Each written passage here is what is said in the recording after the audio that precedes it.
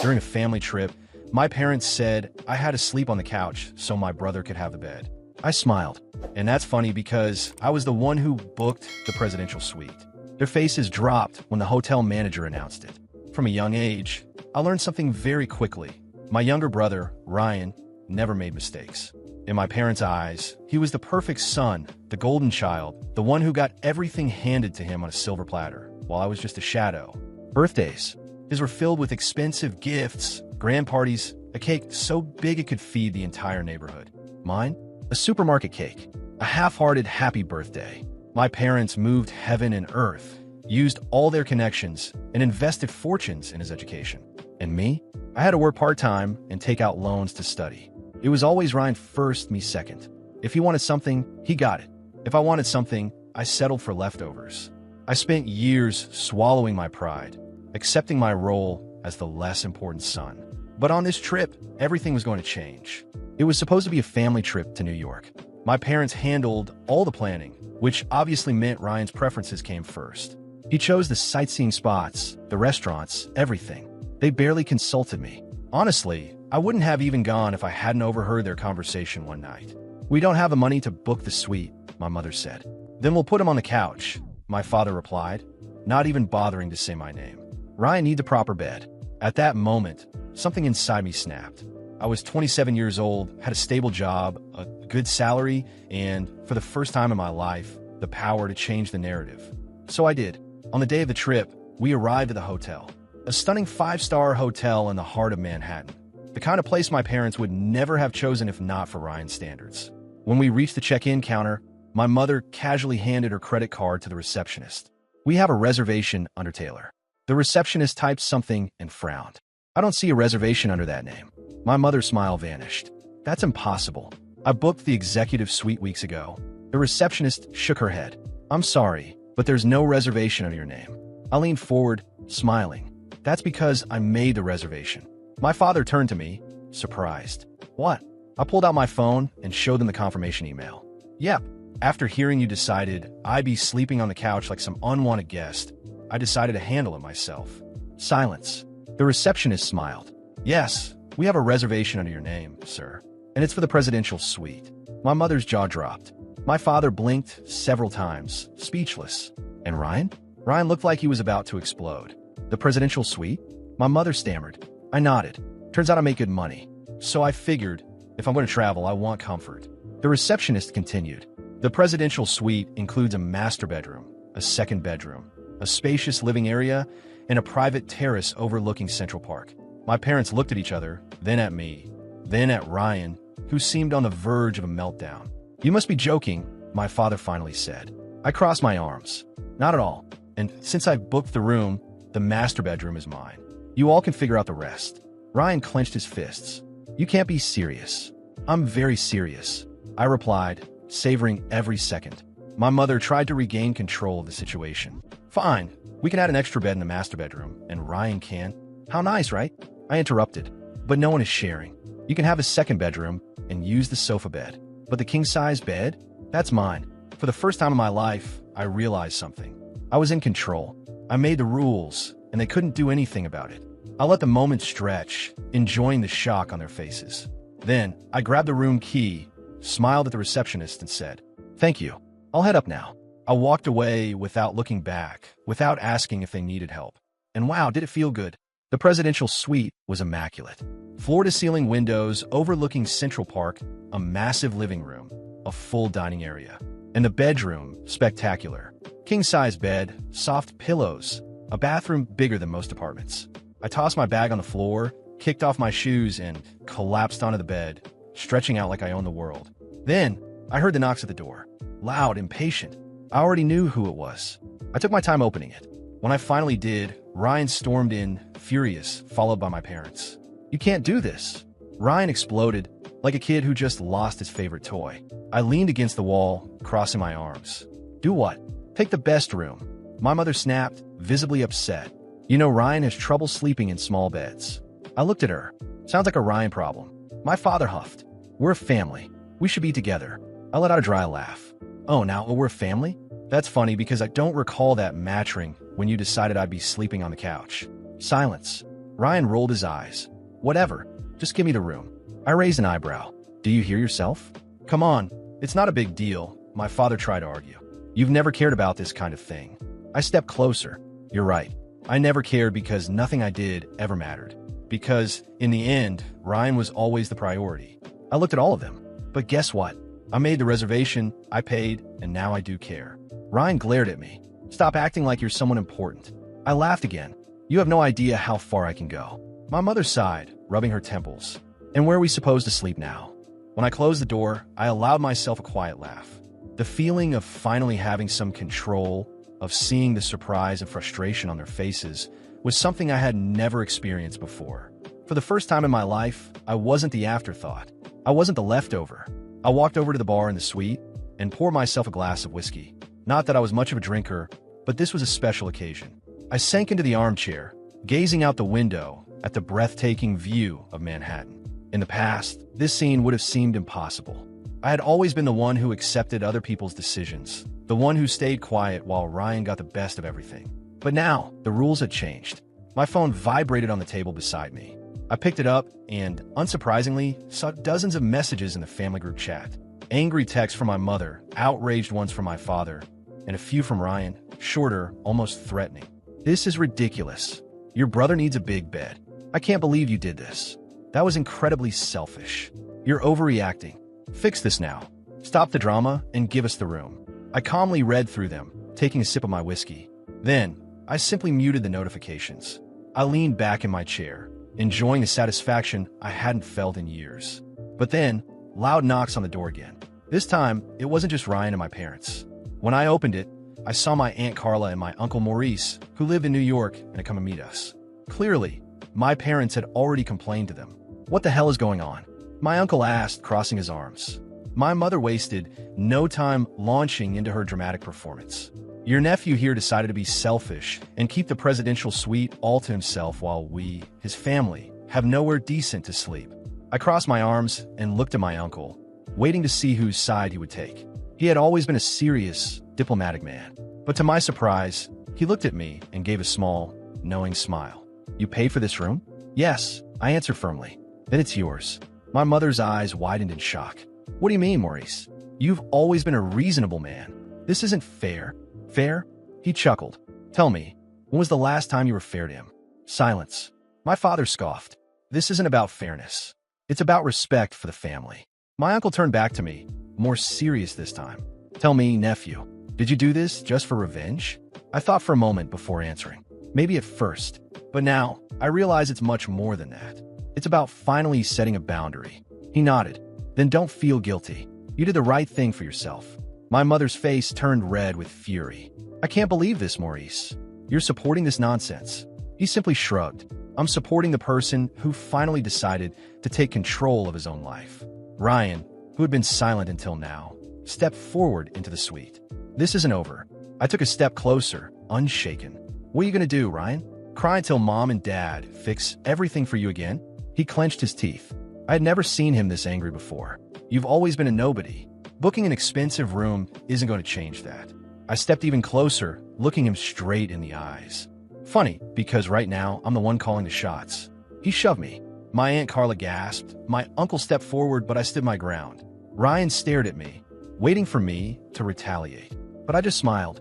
Good luck with the couch. And I shut the door in their faces. The next morning, I woke up to the annoying sound of the suite's phone ringing nonstop. Still half asleep, I reached over and answered. Sir, I'm sorry to bother you, but there's an issue with the other guests in your reservation. The hotel receptionist said cautiously. I already had a good idea of what was coming. What happened? Your parents and brother tried to access the presidential suite, claiming there was a mistake and that you had made an error in the booking. We tried to explain that the suite is under your name, but they insisted on speaking with the manager. I sighed and rubbed my eyes. And what did the manager say? Well, he confirmed that the room is yours, but it seems your family didn't take the news very well. Now they're demanding a room swap, saying there was a misunderstanding. I chuckled quietly, shaking my head. And what's their problem exactly? The executive suite they originally booked was reassigned because the payment guarantee wasn't completed. At the moment, the only available rooms are standard ones. So that was it. Their arrogance had finally landed them in a situation they never thought they'd face, dealing with reality. Can you transfer me to the manager? I asked. A few seconds later, I heard a deeper, more serious voice. Good morning, sir. My name is Patrick. I'm the hotel manager. I apologize for bothering you, but I wanted to see if there was any possibility of negotiating regarding your suite. Negotiating? I repeated, amused. Yes. Your family members are quite unhappy with their accommodations and have asked us to discuss a possible room change with you. I had to hold back a laugh. So, let me get this straight, Patrick. They planned this whole trip without even considering my comfort, decided I would sleep on the couch without asking me. And now that they're stuck in an inferior room, they want me to give them the presidential suite? There was a brief pause before he answered. Well, yes, sir. I smiled. Then my answer is no. He cleared his throat. I see, understood. And one more thing, Patrick. If they try to cause any trouble in the hotel, let me know immediately. I'm paying good money for this suite, and I don't want to be disturbed. Of course, sir. We'll ensure your privacy. I hung up and fell back into bed. The thought of my parents and Ryan being stuck in a basic hotel room, after years of making me feel like an afterthought in my own family, was simply perfect. I made sure to enjoy my morning. I took a long, relaxing bath in the suite's massive tub, ordered an elaborate breakfast from room service, and when I was done, I went down to the hotel lounge. I knew I'd eventually run into my family, but at that moment, I was more than happy to provoke them, and I didn't have to wait long. As soon as I stepped into the lounge, I spotted Ryan sitting with his arms crossed, looking furious. My parents sat beside him, just as frustrated. The most amusing part was that, unlike their usual confident demeanor, this time they looked uncomfortable, as if they were no longer in control. I walked over to them at an unhurried pace. Good morning, I said casually, picking up a cup of coffee from the buffet. My mother was the first to explode. Are you happy now? Look at us. We're stuck in a tiny room while you're living in luxury in that ridiculous suite. I took a slow sip of my coffee before responding. Ridiculous? That's funny, because when you thought you'd be staying in it, it seemed like a fantastic choice. Ryan slammed his hand on the table. You're just doing this out of revenge. I tilted my head, pretending to think. Maybe a little. But actually, I'm just treating you the way you've always treated me. My father finally decided to speak. Don't be ridiculous. You know we've always tried to do what's best for you. I let out a short laugh. What's best for me? Like when I had to study late at night because you spent all the education money on Ryan?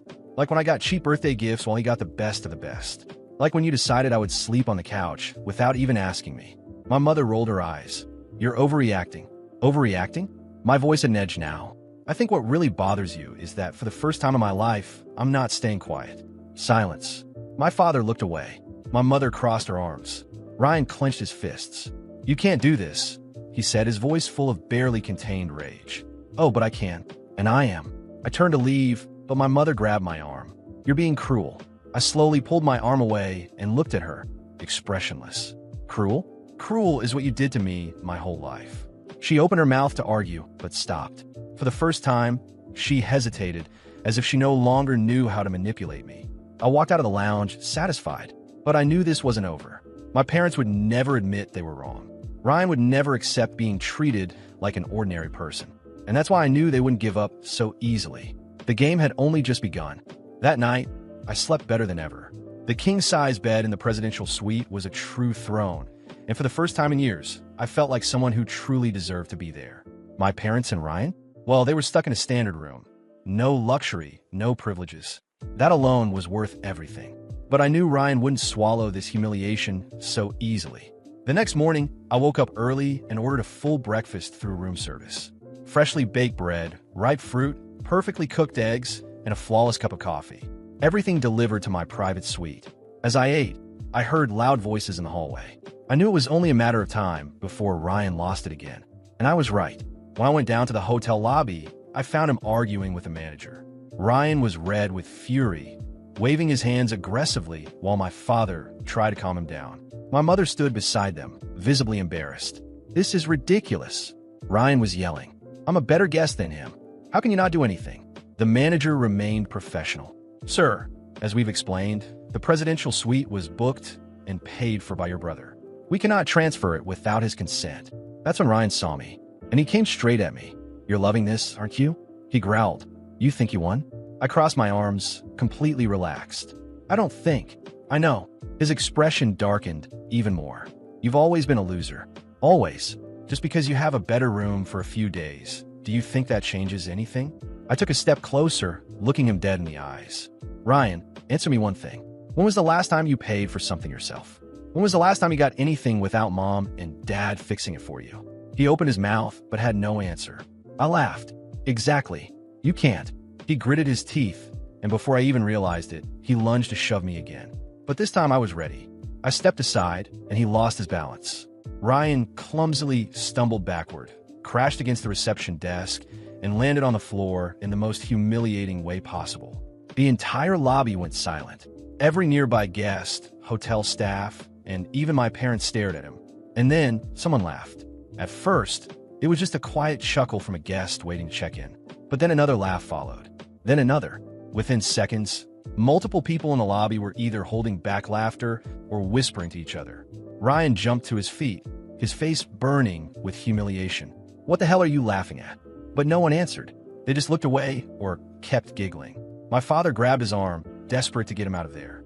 My mother shot me a glare filled with hatred. You've crossed the line, she hissed. But I no longer cared. Oh, so now there's a line?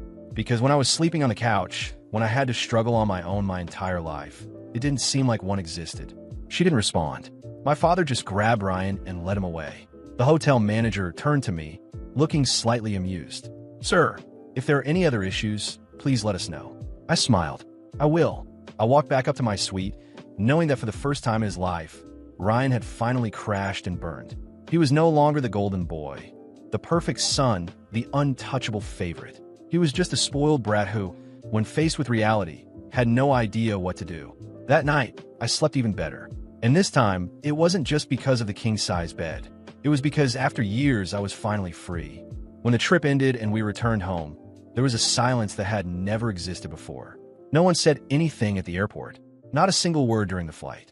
No goodbyes when we all went our separate ways. It was as if I had ceased to exist for them. And, to be honest, I didn't care. After years of living in Ryan's shadow, being treated as a background character in my own family story, their silence was a gift. It was confirmation that, for the first time, I had broken the cycle. No more family dinners where I was ignored. No more last-minute messages asking for favors. Nothing. And I was perfectly fine with that. The first few days were strangely quiet. The family group chat remained inactive. Before, it had been a constant stream of messages about Ryan, his achievements, his plans, his demands. Now, there were no updates. No, Ryan just landed an amazing new project, or we're so proud of what Ryan is doing. And I knew exactly why. Ryan was silent because he was humiliated, because for the first time in his life, he had lost. And not just a small loss, the kind that gets brushed aside or fixed for him. No, he had lost publicly, embarrassingly, and most importantly, in a way that our parents couldn't undo. And me? Well, I was just living my life as usual. At work, my colleagues noticed that I seemed lighter, more relaxed, more confident. When they asked about my trip, I kept it short. It was great. I had a lot of fun, and I left it at that. Because, unlike Ryan, I didn't need validation or an audience to feel relevant. I had already won where it mattered most. I was free. A few weeks later, I received an invitation to a cousin's birthday party, a family gathering. I could have ignored it, but at that moment, I realized I didn't want to. I had nothing to avoid, nothing to be afraid of. So I went. When I arrived, the atmosphere fell off. Conversations quieted down. People exchanged glances. My mother pretended not to see me and kept talking to an aunt. My father gave me a brief nod, but said nothing more. And Ryan? Ryan wouldn't even look in my direction. I couldn't have asked for a better gift. I grabbed a drink, sat on the couch, and observed. For the first time, I didn't feel the need to fit in. I didn't have to prove anything. And deep down, I knew they were all waiting for me to speak first, to apologize, to make a casual comment, something that would signal that everything was fine and that we could just move on as if nothing had happened. But I didn't give them that satisfaction. I stayed there completely at ease, chatting with my cousins, laughing, enjoying the night. It wasn't until Ryan finally walked over, after more than an hour of avoiding me, that the tension rose. So, he cleared his throat. You seem pretty comfortable, huh? I raised an eyebrow. Yeah, I am. He frowned, expecting more. When he realized I wasn't going to say anything else, he pressed on. Don't you think you went too far on that trip? I took a sip of my drink before answering. No, he scoffed. You've always been a jerk. I shrugged. And you've always been spoiled. He stared at me for a few seconds, waiting for me to cave, to apologize. But I just smiled and went back to my conversation with my cousins. Ryan walked away, frustrated, probably expecting a different outcome. But what he didn't understand, and maybe never would, was that I had already won. Because for the first time in my life, I didn't need him. I didn't need my parents' approval. I didn't need anyone but myself. And that was something they could never take from me. When the night ended, I left the party just as calmly as I had arrived. No one called me. No one tried to stop me. And for the first time, that didn't bother me one bit. I was fine, better than ever.